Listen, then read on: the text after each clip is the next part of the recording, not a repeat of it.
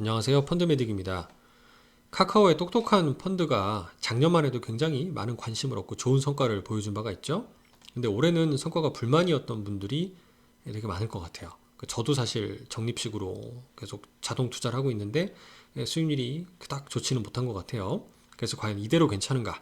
올해 결산을 통해 점검해보고 내년을 전망해보도록 하겠습니다.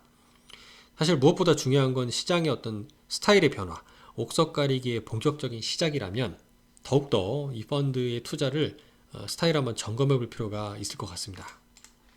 올해 연초 성과는 4.5%로 나스닥 대비 좀 부진합니다. 그런데 단순 나스닥 대비 부진한 게 중요한 게 아니라 이 파란색, 굵은색으로 표시한 S&P 500과 같은 성장주, 기술주를 제외한 나머지 업종들을 총 투자하고 있는 평균적인 지수의 성과가 올해의 경우는 나스닥보다 좋았다라는 거죠. 그럼 이게 바로 어떤 스타일의 변화가 아닐까? 라는 힌트를 여기서 찾아볼 수 있다는 거고요.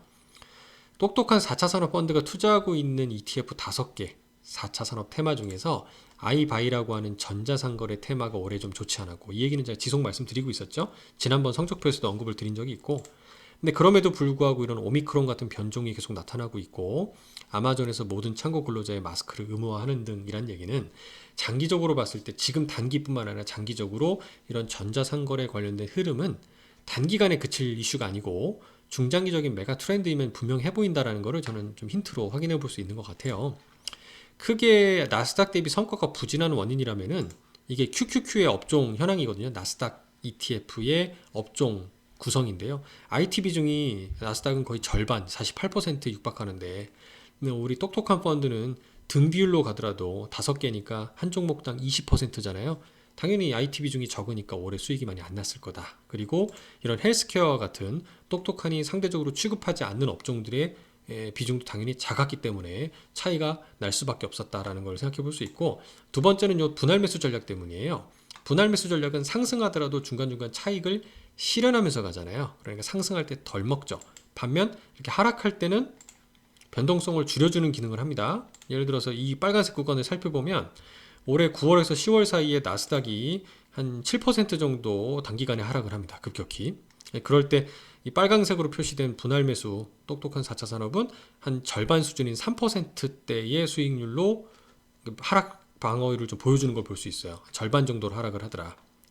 근데 예외적으로 이럴 때가 있습니다. 올해 2월, 3월 달하고 5월, 6월 달처럼 나스닥이 하락할 때 비슷한 기울기로 많이 하락할 때가 있는데, 이런 경우는 분할 매수 하다가 주식이 꽉 차 있는 경우들이 있어요. 그래서 제가 매월 성적표에 언급을 드리는데, 그 성적표에 보면 주식 비중이 지금 80이다, 60이다 이렇게 표시가 되어 있거든요. 주식이 많이 차 있다는 얘기는 시장이 하락할 때 시장만큼 같이 하락할 가능성이 높다는 거고요. 분할 매수가 덜 들어가서 현금이 한 50% 돼요.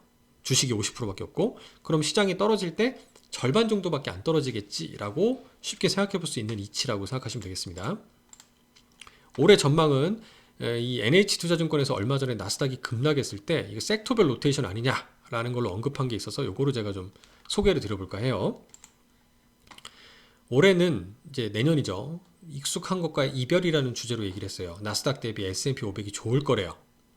그래서 과거 이런 인플레이션이 상승하는 국면에서는 경기민감 가치업종인 에너지나 소재, 금융, 산업재 등의 주가가 견조한 흐름을 보였다. 그리고 내년에는 연준의 금리 인상, 그리고 중간선거 이전에 어떤 독과점 규제 이슈 등등을 감안하면 상당히 옥석 가리기나 또 종목별로 흐름이 달라질 거다. 변동성이 클 거라는 거를 이렇게 완곡하게 얘기를 하고 있네요. 그래서 성장주보다는 그냥 시장 전체 평균에 S&P 500에 투자하라는 얘기가 NH투자증권 추천의 핵심인 것 같고요. 근데 저는 이제 이런 힌트도 있어요.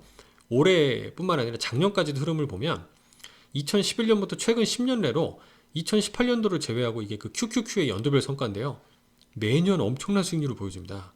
이게 장기적으로 좋을 수도 있는데 한번 시장이 이게 엇박자가 나서 변동성이 크게 생길 수도 있는 시점이 거의 온 것 같기도 해요. 그러니까 거의 그 무릎에 사서 어깨에 팔라고 그러면 지금은 약간 어깨 근처 다 와 있는 거 아닌가라고 생각이 들 정도로, 물론 어깨부터 머리 끝에가 되게 높을 수도 있어요.